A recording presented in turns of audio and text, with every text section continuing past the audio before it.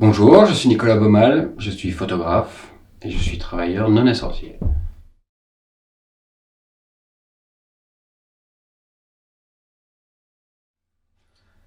Ils ont avéré une évidence.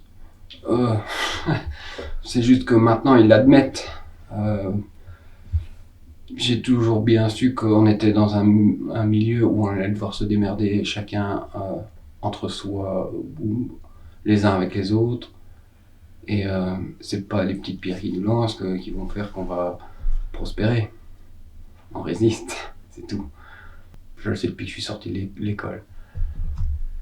Ça c'est bien sûr. Tout concourt à ce qu'on nous dise qu'on n'est pas essentiel. Puisque on m'a demandé depuis le début pourquoi est-ce que tu fais passer ton hobby avant ton travail. Pourquoi est-ce que je dois justifier mon travail pour pouvoir avoir des aides ou ne fût-ce que pouvoir dire que le produit de mon travail est sujet à des droits d'auteur qui peuvent être rémunérés. Je n'ai jamais été payé pour les expos que j'ai été faire à gauche ou à droite. Jamais. J'ai eu les frais de production et j'ai jamais été payé. Jamais. Ben, ce n'est que la continuation du productivisme qu'on nous vend depuis 150 ans. On n'est pas des productifs. Même si on est au sixième rang des revenus de l'économie réelle. On vit dans le secteur culturel, produit, et il y a 200 000 travailleurs ici en Belgique qui vivent et qui font exister un petit peu toutes les productions qu'on voit à la télé, sur Internet. Mais le jour où on assume le fait qu'on n'est pas essentiel, on arrête de travailler, démerdez-vous avec ce que vous avez, bah, ils verront bien la différence. Il y en a une partie qui verront par la différence, ils auront Netflix, ils s'en fichent. Mais c'est aussi de la culture. Même si c'est la culture industrielle, ça reste de la culture. Ça dépend ce qu'on mange. J'ai bouffé mes dernières illusions ici, là, cette année, en 2020. Donc, moi, ça me concerne plus trop. C'est ceux qui me suivent. Je suis pas rassuré. Je suis pas rassuré parce qu'ils vont devoir développer d'autres armes que nous. Moi, j'ai pas réussi à en développer pour pouvoir, voilà, vivre, on va dire, en adéquation à ce que je pense et ce que je dois faire pour pouvoir survivre ou prospérer. Ne fût-ce que prospérer gentiment. Je demande pas. J'ai voilà, j'ai plus d'illusions maintenant. Ne vous trompez pas de cible. Les vrais responsables ne sont pas ceux qu'on croit. Les facteurs de chaos ne sont pas ceux qu'on croit. C'est pas le voisin, c'est pas celui qui vous est proche, c'est pas celui qui est chômeur, c'est pas celui qui pense différemment de vous. Il y en a d'autres qui sont bien plus responsables et qui s'engraissent dessus. C'est ça que j'ai envie de leur dire. Pas se laisser faire et pas être dupe. Cultiver, dire le libre arbitre. Rester discret. Parce que le clamer, ça attire les emmerdes. Et une pluie de merde, c'est pas super. Voilà. C'est n'importe quoi. Il y a tout et n'importe son contraire qui sont dits et je crois qu'à un moment est venu pour les non essentiels, c'est pas de se faire reconnaître par les institutions et tout ça, c'est de vivre en dessous, être sous la loi pour pouvoir continuer à exercer ce qui nous est le plus cher, c'est ce qui nourrit notre créativité. De cette contrainte-là, de cette ineptie-là, il faut pouvoir justement prospérer là-dedans en sous-main. C'est la seule chose à faire. À fond, je parle que de ça. C'est de pouvoir se dire, ok, faire bonne figure, montrer la façade, et puis derrière, c'est miner le truc au maximum. Pour pouvoir continuer à oser affirmer la différence. On n'est peut-être pas beaucoup, mais on n'a pas besoin d'être beaucoup pour que les choses changent. Non. On a parlé de résilience tout à l'heure, je crois que s'il y a bien un travail que j'ai à faire là maintenant, c'est inculquer à mes descendants justement la résilience, de pouvoir rebondir quoi qu'il arrive. Parce il peut y arriver de bonnes choses et on pourra en profiter, ça peut être formidable et il peut arriver des moments comme celui-ci, ou des moments comme un exode, ou des moments comme une période, on parle de crise ici, mais j'ai pas l'impression de vivre une crise différente de celle de laquelle je prospère, je vis depuis que je suis né en fait. Nous sommes une génération des enfants de la crise. Depuis 73, on ne vit que des crises. Et le capitalisme se nourrit de ça. Il nous maintient un petit peu dans un état de crise qui a pas de sens.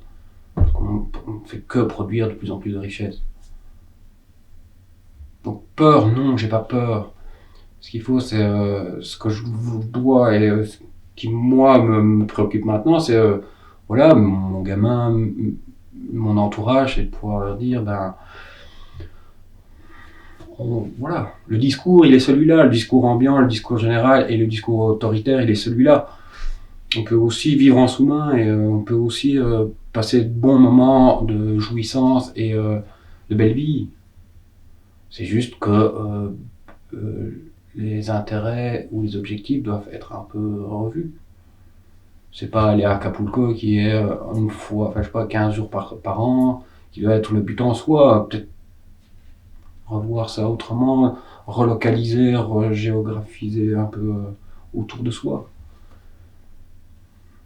Resserrer un peu la perspective. Pas plus que la H1N1, pas plus que la grippe saisonnière. Ok, il y a des morts, oui, ok. Mais ce que je vois surtout, c'est qu'on ne peut pas prévoir des accueils en cas de pandémie, parce qu'on croit, dans notre grand savoir d'Européens, que c'est pas possible, c'est pas arrivé chez nous. Quoi.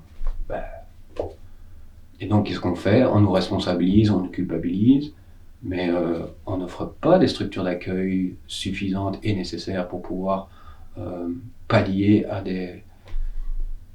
C'est un effet d'annonce qui a été fait par la Chine il y a 1 an. Ils ont construit un hôpital en 10 jours. Est-ce qu'on a ouvert un nouvel hôpital ou une nouvelle aile pour pouvoir accueillir en cas de coup de feu?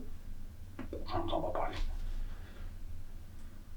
Est-ce qu'on se dit, on va investir, on va essayer d'offrir une meilleure formation et des meilleurs émoluments pour le personnel hospitalier? Qui en parle?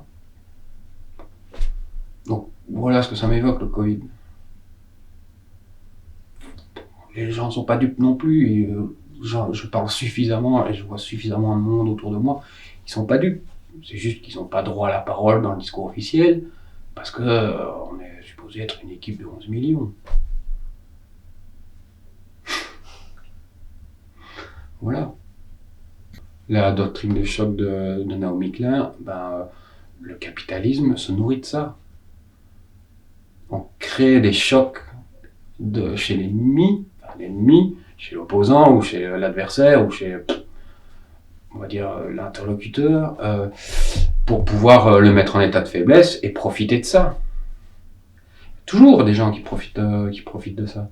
La bataille de l'Union européenne avec le secteur pharmaceutique qui ne parvient pas à remplir ses obligations à propos de la fourniture des vaccins, c'est super éclairant, je trouve.